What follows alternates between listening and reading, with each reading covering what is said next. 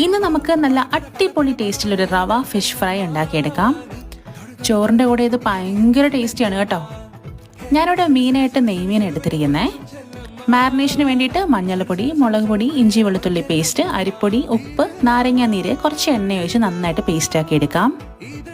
ഇനി ഇത് മീനിലൊന്ന് തേച്ച് പിടിപ്പിക്കണം രണ്ട് സൈഡും. ഒരു 2-3 മണിക്കൂറെങ്കിലും ഇത് പുറത്തിരുന്നാൽ നന്നായിട്ട് പിടിച്ചിരിക്കും. അല്ലെങ്കിൽ ഒരു ഓവനായിട്ട് ഞങ്ങൾക്ക് ഫ്രിഡ്ജിൽ വെക്കാം.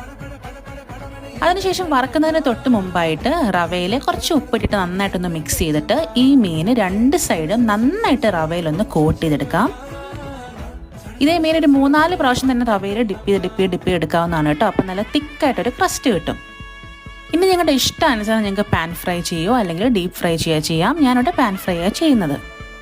സൂപ്പർ ടേസ്റ്റാണ്. അവസാനം കുറച്ച് നാരങ്ങാനീരും കൂടെ പിഴിഞ്ഞ് കഴിച്ചു കഴിഞ്ഞാൽ അടിപൊളിയാണ് കേട്ടോ. നല്ല സോഫ്റ്റാണ്, പുറത്ത് നല്ല ക്രിസ്പി ആയിട്ടുള്ള സൂപ്പർ ഫിഷ് ഫ്രൈ.